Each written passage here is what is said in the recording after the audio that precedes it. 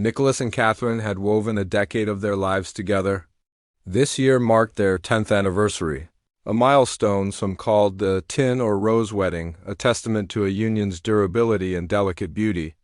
Their daughter, a bright spark of a girl, was now 5, a living symbol of their shared history. Their story hadn't been a whirlwind romance, but a slow burn kindled in the digital ether. Nicholas, captivated by a picture and a profile, had sent a message into the void.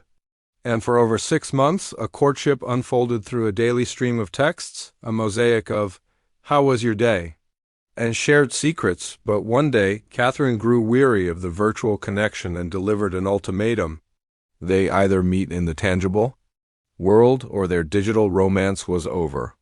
Nicholas, unwilling to lose the captivating woman on the other side of the screen, readily agreed.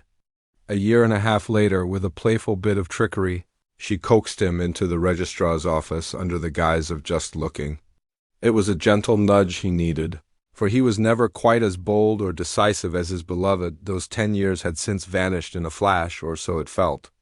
It wasn't that their feelings had faded, but love, in Nicholas's view, had matured into something calmer, more dependable, a sturdy anchor in the sea of life. He was, however, profoundly mistaken. One evening after work, Catherine made a trip to the mall, ostensibly to find a new dress for their daughter's school recital, but also to simply wander, decompress, and lose herself in the hum of commerce. She was meandering across the polished tiles of the ground floor when a man stopped directly in her path, his presence an unexpected interruption. For a moment she was disoriented, struggling to place the face or understand his intent. But then he spoke, and the sound of his voice sliced through 15 years of silence, leaving her stunned. "Catherine," the man smiled. "Ryan," she breathed, the name a ghost on her lips. Her own voice had deserted her, lost to the shock of the moment.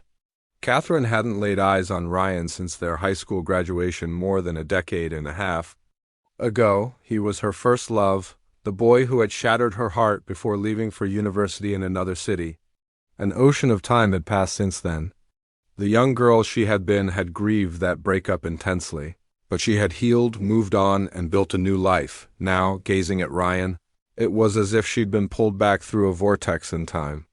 Suddenly she was 17 again, staring at him with tear-filled eyes as he announced their separation, turned and walked away without a backward glance. Acting on an impulse she couldn't explain or control, she threw her arms around his neck. He suggested they find a quiet corner for coffee, and Catherine eagerly accepted. A quick text to her husband, going to be late, was all it took to erase her obligations. And for the next 2 hours, she and Ryan existed in a world all their own. Time became elastic, stretching and snapping as they raced to catch up, their stories tumbling out in a cascade of news and shared laughter. When it was finally time to part ways, Ryan offered her a ride, and Catherine found she had no desire to refuse. She wanted to prolong the moment, to soak in his presence for as long as possible. An inexplicable magnetic force drew her to him, as if the dormant feelings she had long ago buried were being resurrected from the depths of her soul. For the entire following week, the encounter consumed her thoughts. She replayed it endlessly in her mind, the way Ryan looked, the cadence of his movements, the curve of his smile.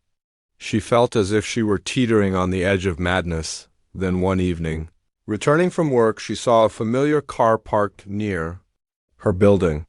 It was Ryan. He spotted her and emerged to greet her, a vibrant bouquet of flowers in his hand. "Are you out of your mind? What if we're seen? What am I supposed to tell my husband?" Catherine's panicked questions flew at him.